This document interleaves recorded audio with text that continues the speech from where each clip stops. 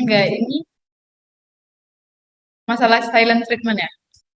Kayak gini, menurut aku kalau aku ngomong waktu itu, karena kan orangnya apa ya?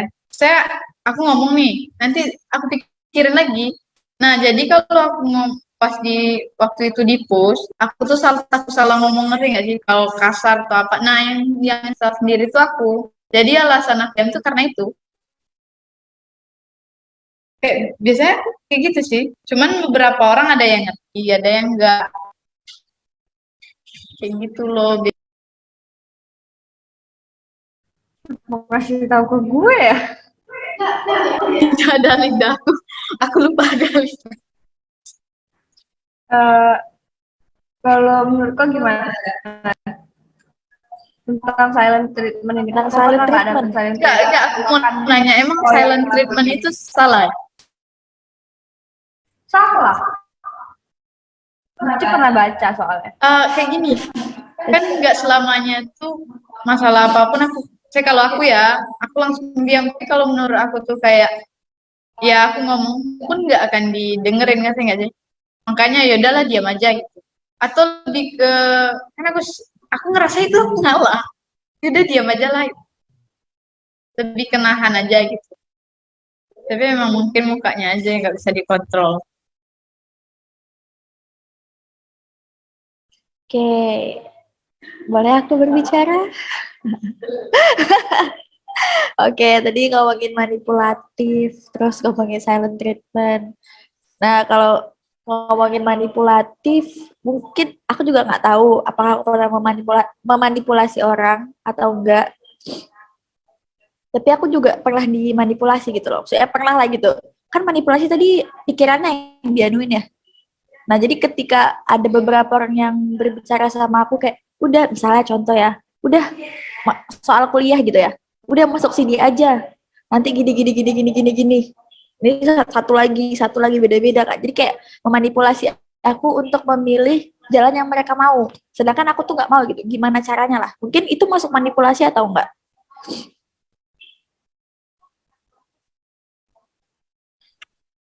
Hmm, apa ya? Itu termasuk, itu diatur sih. Kalau manipulatif itu kayak gini mungkin contohnya lah.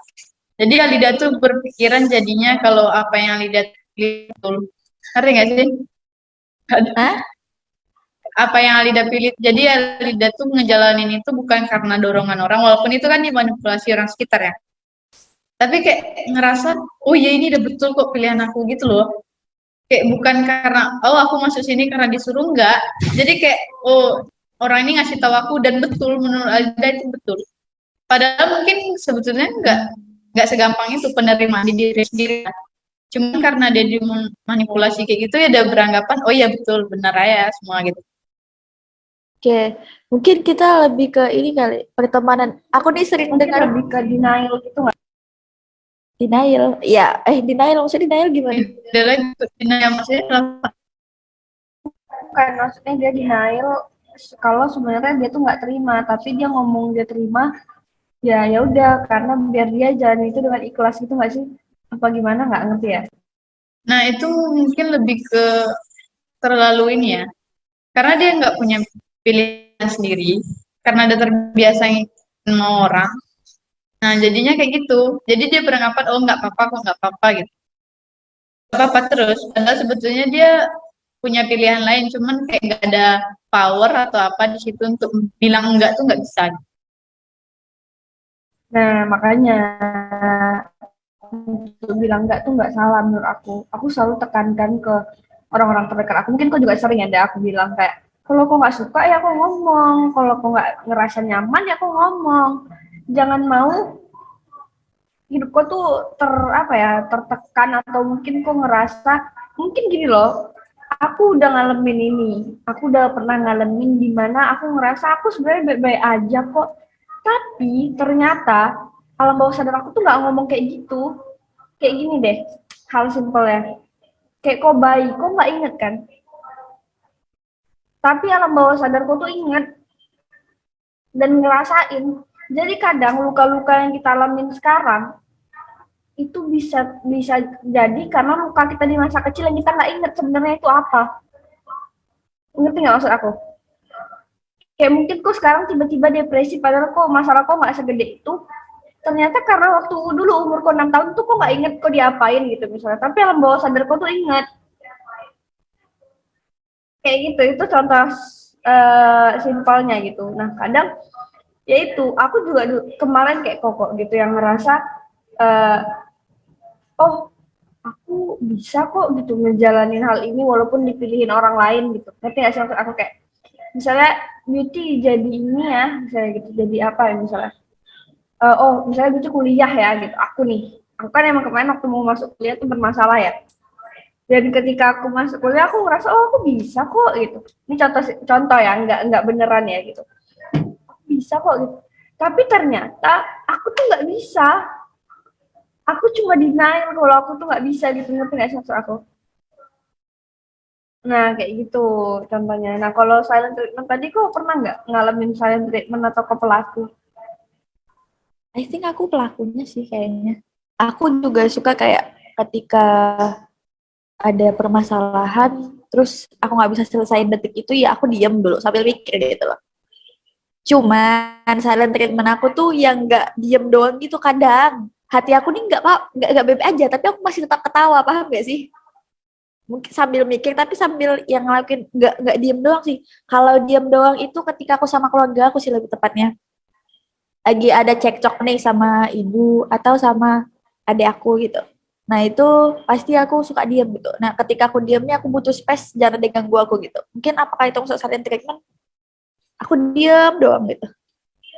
Nah, mungkin aku tahu sih kita semua punya space. Nah, dulu aku sebelum tahu silent treatment ini, aku tuh langsung diem tanpa aba-aba. Nah, sekarang setelah aku tahu, aku ngomong, aku butuh space, tolong jangan ganggu aku dulu sampai aku yang hubungin kau duluan gitu. Nah, di situ kan baru kau bisa diam. Ya nggak? Baru kok bisa berpikir, baru kok. Nah, kadang orang tuh ngerasa silent treatment tuh nggak masalah. Padahal itu tuh sebenarnya masalah nih aku bacain ya. Ketika mengalami konflik dengan seseorang, beberapa orang mungkin lebih milih untuk diam serta menghindar dan memutuskan komunikasi dalam beberapa waktu. Walaupun cuma semenit, walaupun cuma 5 menit. Nah, sikap ini juga merupakan bentuk dari silent treatment. Dibanding menyelesaikan masalah, hal ini justru akan membuat masalah menjadi semakin rumit. Silent treatment sebagai sikap ketika seseorang memilih diam dan mengabaikan orang yang berkonflik dengannya. Nah, jadi menurut aku nggak ada salahnya, Kak. Aku yakin semua orang pasti butuh waktu untuk berpikir. Aku percaya itu. Tapi kan gimana kita mengkomunikasikan itu kan? Ya nggak sih kayak gini lah. Kalau lagi klien nih, kayak kita lagi klien nih dah. Aku kan bisa diam. Yaudah jangan ganggu aku dulu ada. Bisa kan? Walaupun kau pakai emosi, tapi kau ngomong, kau ngasih tahu, kau memberi informasi. Terus ya kau apa kak isi? Enggak, aku pernah masalah kan nggak semua masalah juga sih sebetulnya aku diam gitu. Kalau yang jadi kelai itu kayak saya orang sekitar yang paling dekat lah pasti dia ngerti gimana kan lagian kayak contohnya lah boleh sebut merek nggak sih? Nggak boleh. Oke. Samaran Nah gitu. jadi aku punya kawan. Jadi itu udah paham aku tuh gimana. Terus kayak gini, aku punya masalah nih misalnya ya. Terus dia tuh jadi gimana? Terus aku kan udah bilang kayak, ya sabar dulu kan aku butuh waktu untuk mikir. Nah di push gitu,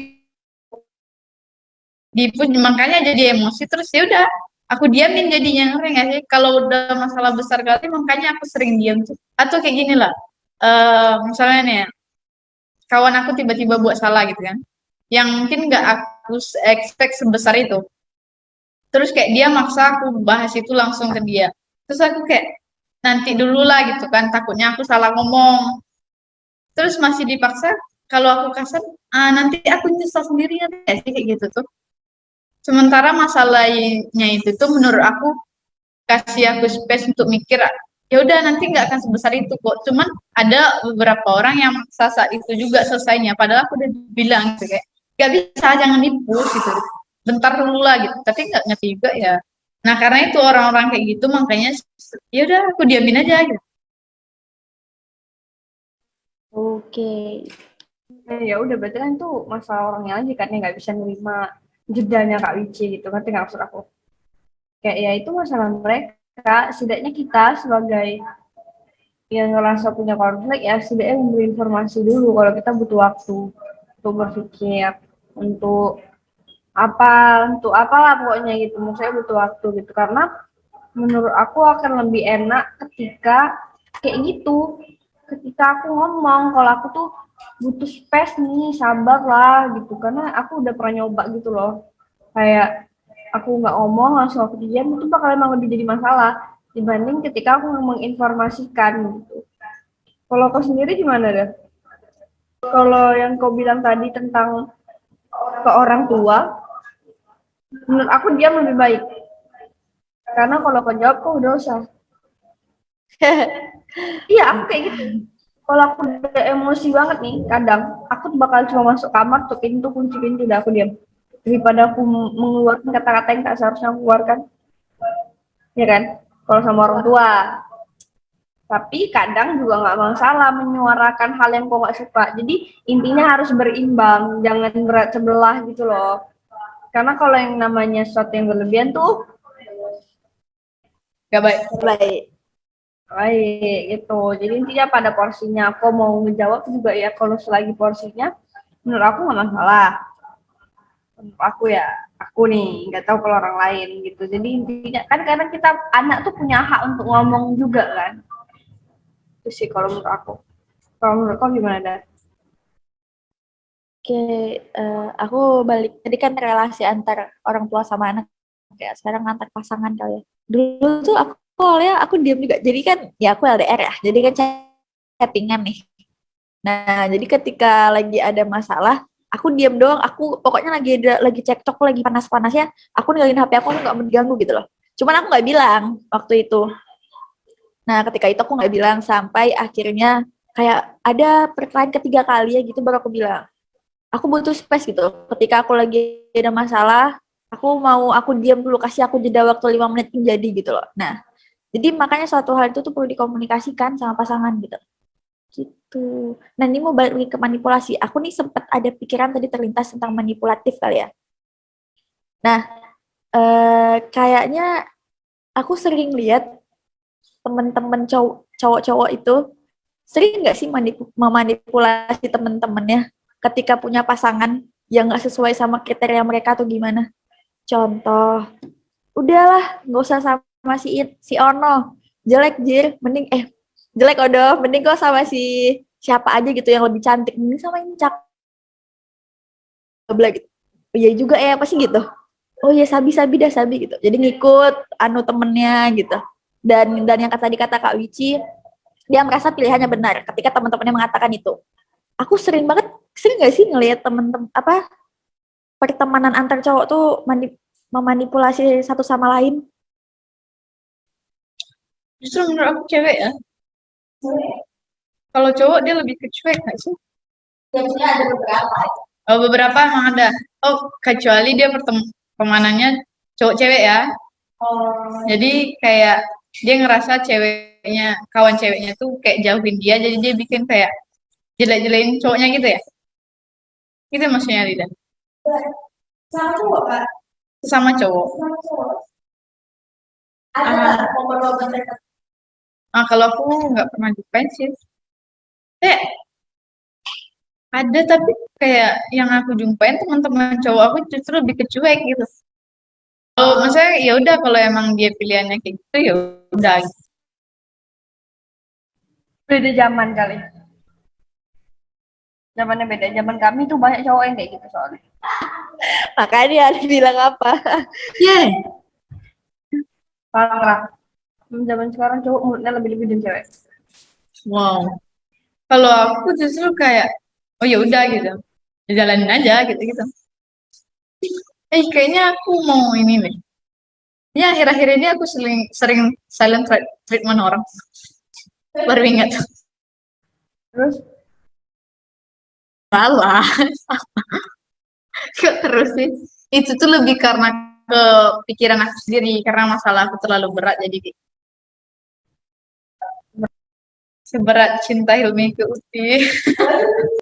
Kan ini abis ini nggak boleh sebut merek. Maaf lah. Gak sih, mungkin kirain tadi mau cerita gitu, makanya bilang Enggak, terus. mau cerita masalah aku nih sekarang. Boleh. Privat aja lah itu. Jadi intinya kayak ya manipulatif dan obsesi itu nggak baik ya guys. Karena obsesi itu menyeramkan, sumpah menyeramkan. Karena aku pernah lihat di depan mata dan aku nggak sanggup ketika kalau aku harus di posisi itu, ngerti gak sih? Paham. Yang jadi korban gitu kayak aduh. Aku sampai sekarang kawan aku di hubungan itu. Tahu. Jadi Iya, mau diselamatin juga nggak ada hak, paham nggak sih? Kayak kadang kan, Kan, kayak aku tuh lebih ke sekarang tuh ya udah gitu. Karena kayak gini, kita ngomong apapun tuh kan nggak didengar, dia nggak mau dengar juga. Tapi emang udah kayak nggak bisa dipaksa juga. Jadi lebih milih diam aja gitu. Sekarang ya. ya sama kayak yang ada bilang, ini isinya nih dia.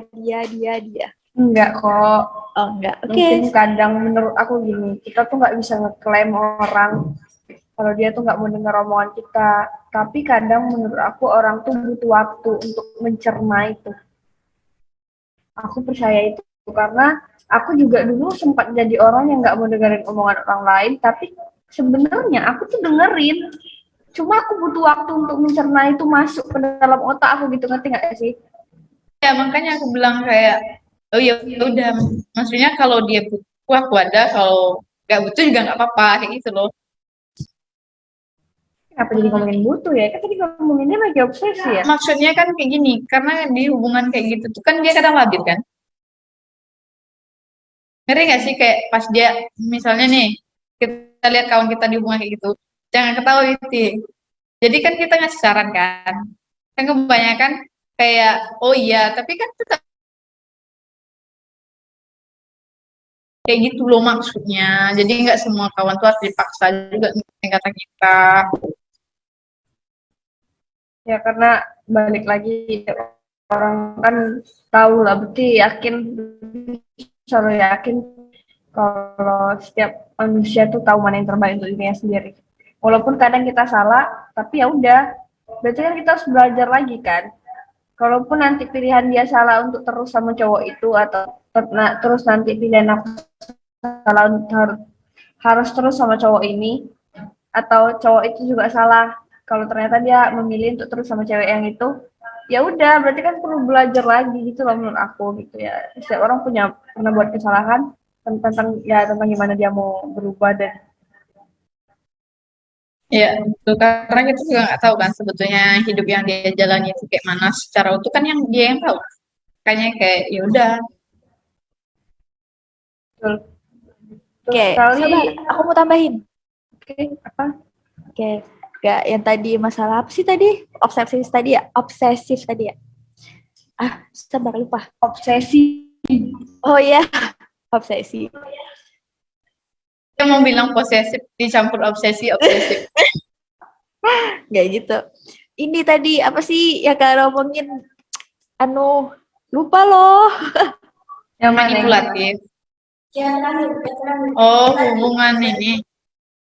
Oh, kayak orang di dalam hubungan yang cowoknya obsesi terobsesi sama dia, gitu. Ini yang mikir-mikir ini apa sih nama itu? Pokoknya manipulatif. aku dulu itu tipenya sama kayak baby, kayak kita mencerna dulu, paham nggak? Kita mencerna dulu Oh pendapat orang lain. iya iya. Nah,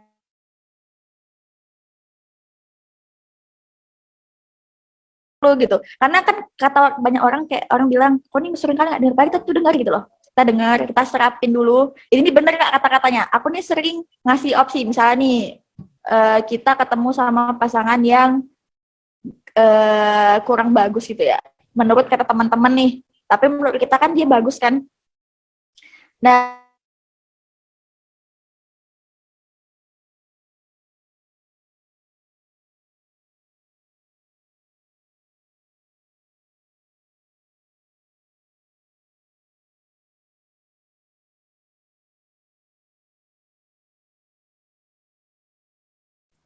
Intinya ya kita semua yang paling tahu lah apa yang terjadi sama kita.